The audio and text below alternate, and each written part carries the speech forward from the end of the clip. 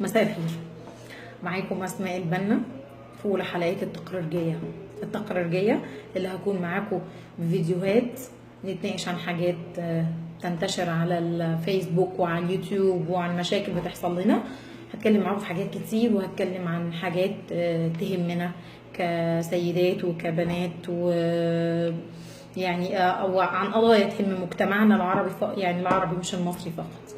النهارده انا بتكلم عن الانثى المصريه، ردا على الفيديو اللي انتشر على الفيسبوك وعلى اليوتيوب اللي كان بعنوان بنت مصريه تقول من حق الزوج المصري يتجوز من لبنانيه والست المصريه نكديه. احب ارد عليكي واقول لك كلمتين: ان الست المصريه افضل نساء العالم، افضل نساء العالم. الست المصريه ست مخلصه، ست جابه 100 راجل، ست مدبره تعرف تدير بيتها كويس قوي، وتعرف تقوم باسره، مضحيه، بتضحي بنفسها وبوقتها وبحياتها عشان خاطر بنتها، عشان خاطر بنتها وابنها وزوجها وبيتها وحياتها. في ستات كتير بتضحي بحلمها وبتضحي بالكارير اللي نفسها توصله عشان خاطر بس ممكن يجي في يوم من الايام على بيتها وعلى اسرتها وعلى حياتها. من ضمن الحاجات اللي حضرتك قلتيها في الفيديو ان الست المصريه مش نظيفه في نفسها، وان الست المصريه دايما نكديه، وان الست اللبنانيه والسوريه احسن وافضل بكتير من المصريه.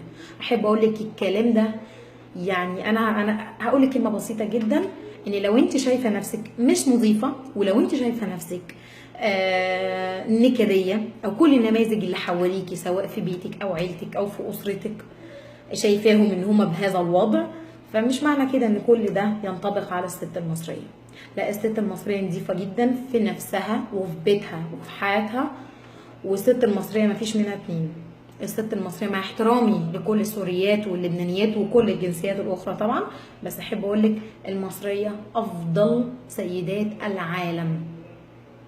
المصريه هتفضل 100 والمصريه هتفضل يعني السيدة الأولى على مستوى العالم، على كل ستات العالم. دايما كل واحد بيشوف نفسه، بيشوف اللي حواليه في نفسه. لو انت نظيفة هتشوفي كل اللي حواليكي نضاف، لو انت مش نظيفة هتشوفي كل اللي حواليكي مش نضاف. لو انت من جواكي ست نكدية وبتحاولي تبيني ان انت مش كده، فدي حاجة ترجع لك. انما انك انت تحكمي على المصريات ان هم مش نضاف من جوه، يعني من في نفسهم قبل ما يكونوا مش نضاف في بيتهم، فللاسف احب اقول لك ان اكيد انت عندك عقده نفسيه. ومش دايما كل بيتكلم عن حاجه في نفسها، في ناس كتير عندها عقده نفسيه. ممكن تكون يعني البنت شكلها نظيف من بره ومن جواها يعني مش عايزه اقول لكم يعني.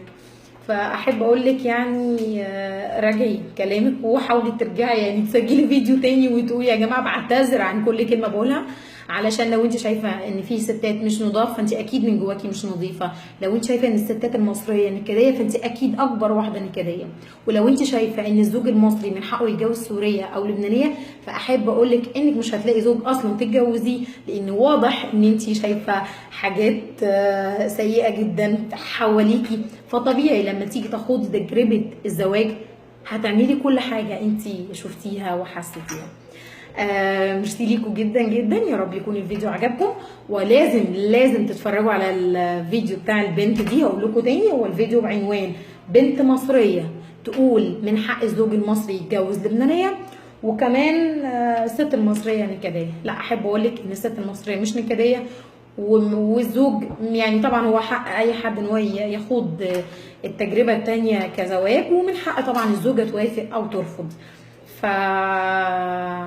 فعايزه اقول بجد ان الست لو نكديه فده بيرجع لزوجها. الست عمرها ما بتدور على النكد الا لما يكون زوجها بينكد عليها. الست عمرها ما هتدور على المشاكل والقرف الا لما يكون يعني زوجها هو اللي بيعمل كده. الست المصريه مفرفشه جدا، والست المصريه بتحب الحياه، والست المصريه ما فيش زيها اتنين. فهقولها لكم تاني: الست المصرية أفضل نساء العالم.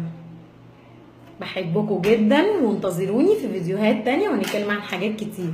تحياتي، أسماء البنا.